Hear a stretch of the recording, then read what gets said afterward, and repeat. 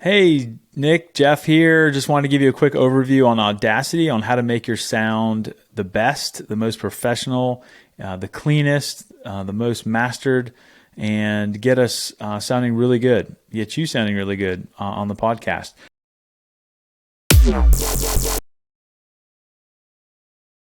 So, one of the things that you're going to want to do, and I'm going to just walk through some basics here. Once you get your microphone set up, it should be listed here for your microphone. You're going to be wanting to go to File, or I'm sorry, Edit, Preferences, and let's just go into where it says, Devices. You want channels mono, and however you have your interface set up, just make sure it says mono. So we are agreeing on that. And then you want to go down to where it says quality, 48 kilohertz, sample rate 24-bit, best quality. And what else? I think that's it. I think that's it. Okay, so make sure you have that. And I'm not sure, but I had this set on 44.1 instead of 48 when it recorded, so just ignore that. But that should say 48 and 24-bit mono, so you know that's right. Now, this is the finished file, at least for now, that I'm going to show you the quality, and then I'm going to actually hit undo a bunch of times and get it back to the original recording, and then we're going to redo everything that we just did. So let me just play this. Nick Hone is the most amazing writer, producer, and actor the world has ever seen. Yes, he is just getting started, but you just wait. It's going to be amazing. I spent hours on that. No, I'm just kidding. So I don't know if you heard that. You probably did not hear that. But just looking visually at the waveform, you can see that it goes from the top to bottom. There's no space. It's definitely more mastered than normal. Now I can get crazy with this and really pull up each one of these low points all the way up to the top and really master it. But Audacity is going to help me at least make it sound better. And so now I'm going to hit undo, and you're going to start to see the waveform change. Okay. I think that's all of them. Let's see. Edit, undo, track, remove, redo. Okay. Compressor, I think, was the second one I did. Let's just keep going through this and see what it does. Oh, I edited out some things. Okay. So I'm going to start redoing some of these here. So redo, delete, redo, track, remove. Notice how, actually, let me undo that real quick. This was the podcast, the Wave podcast track. Notice how mastered it is. See how it's all like really nice looking, and that makes it sound really professional, right? It's very, very well mastered. When you record typically on these microphones, it looks like this, right? There's a bunch of space up here, a bunch of space down there. The peaks are very much different. So this peak is really loud because I'm excited when I started, and then normal talking, this peak down here is really low. And all that means is the dynamics are high. So I'm turning it up, turning it down, turning it up, turning it down. And it's really annoying when you're trying to listen to it. So, and not to mention this volume is going to be really low. So I'm going to play this now. This is what I just recorded off my mic. And you probably won't be able to hear it, but if you can hear it on this recording, you'll just hear that it's much softer. Nick Hone is the most amazing writer, producer, and actor the world has ever seen. Okay, but visually you can see it, right? It's a quieter file, right? So what we're going to do is we're going to go in, and depending on your mic, and this is going to be a trial and error thing you're going to have to figure out for now anyway. But when you first record it and you get it done and you've edited out everything, so go listen through it and edit out any flubs. Make sure you're editing at what's called the 0 point line. So you don't want to cut it like right here in the peak. You want to cut it where it's crossing that 0 line. Somewhere in there. And if it's like somewhere like you got to cut it in the middle of a word, it's going to sound really bad. So you might want to try to avoid that, like re-say the sentence or word again.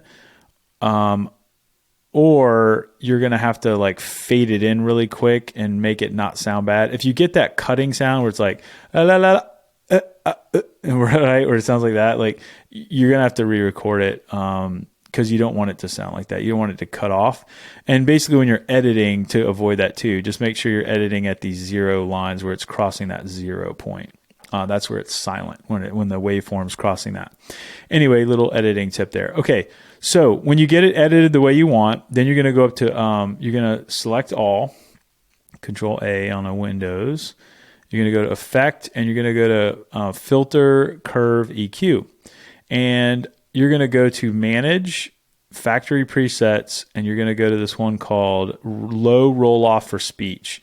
Some of these microphones, and I don't know which one you have, but a lot of these microphones, they're trying to be the most wide dynamic thing to record, bass and treble and all these different wide dynamic range. We're just trying to get vocals, right? So we don't care about all this low end garbage.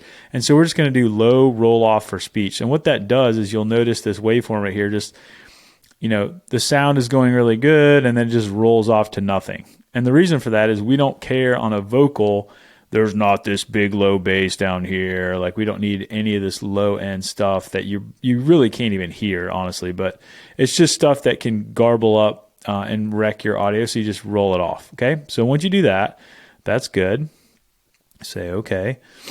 And it's not really going to do much. Now, hopefully, I'm double applying this. So I don't think it's going to, I don't know what it's going to do actually. Shouldn't do much. It shouldn't adjust anything really. Okay, it maybe adjusted something in here, but anyway, so you'll see it just kind of minor adjust, okay? And then you're going to go in here, and you can play it each time, to make sure it's sounding good. The next thing is what you're going to want to experiment with. So that one is standard every time. Just do that right up front. The next one is where you're going to have to experiment, and go to Graphic EQ and come in here on Manage, Factory Presets, and you can mess with some of these. Like, you don't really want to bass, cut or boost or treble. I mean, RAA, you can start with this one, but notice how it really just, it's going to make it sound muffled. I wouldn't get too fancy with this, but if you start off flat and you notice that there's certain frequencies that when you raise it, it sounds better. Like if you want to boost your mids a little bit, in here, it really depends on each mic, and you don't want to get too in the weeds here. But if you dial this in for the mic that you're recording on, you can make your voice sound a little richer and a little better. But again, this is kind of professional level where you have to really know which frequencies in your vocal range are going to be boosted. You can do some research online to kind of figure that out, but it's really a trial and error thing. If your mic sounds good and you like the sound of your voice in there, then I wouldn't even mess with this step and just skip the graphic EQ. They don't really give you like a vocal setting in here like a lot of the other ones do. So I would just kind of skip it for now, unless you want to start messing with that. But that's kind of up to you. So I'm going to cancel that for now. Okay, the next step you're going to take is you're going to compress it, okay? And let's see. If you go, you select all again, you go up to track or effect, and find compression. Where's compression? Compressor, okay? Now, let's see what they have. I'm going to select compress based on peaks, make up gain for 0 dB after compressing, and I'm going to hit manage, factory presets, and I'm going to click defaults. And then I'm just going to hit, make sure that's checked. And then I'm just going to hit OK. Now watch the waveform.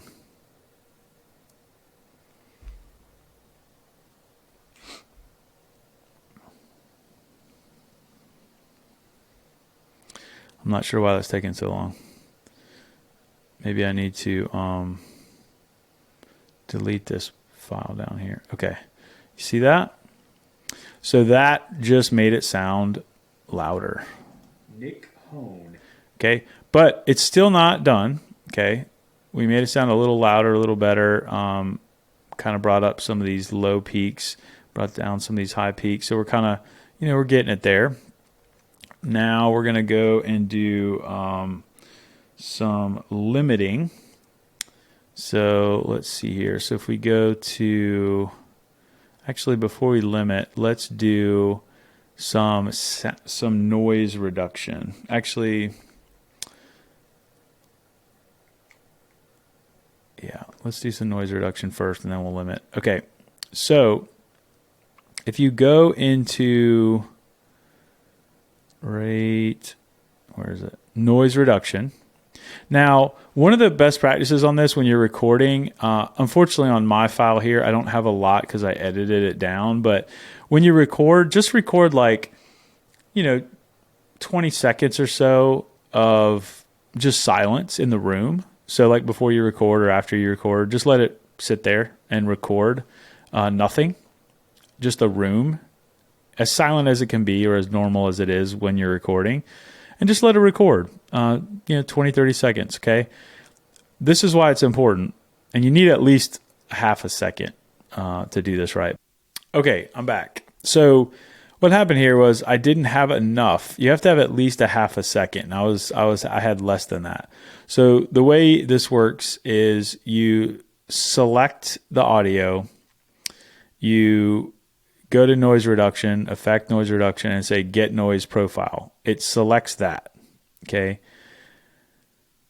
Then you hit OK, and and then you go back and select the whole file, and now it's going to try to just reduce it based on that noise profile.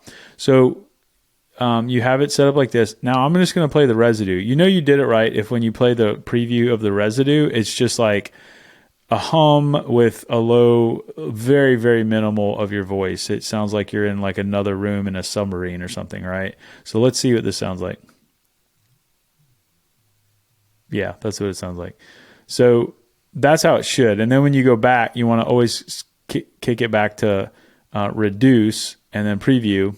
Nick Hone is the most amazing writer, producer, and actor. See how that's much clearer. So that should be much clearer and without the noise floor. And I had to record, actually, like I said, more silence out here of the room. And this is a really good mic, so there really isn't a lot of anything happening here. You'll notice a few blips here where I probably was breathing or something, but the room itself is pretty silent. This mic is really good, but if you have a less professional mic, you'll kind of see a noise floor here. All right, let's go back. Okay, so I got the noise out. Now what we're going to do is we are going to limit now. So we did the EQ, we did the low roll off, we did the compression, we did the noise reduction. Now we're going to do the limiting and matching loudness. So let's do the limiting. So you'll notice that this file still has some room up here and down here. So let's go and really bring that up. So what we're going to do is actually let's match loudness first. Let's see, loudness normalization. Then we're gonna put this at negative 13 lufs.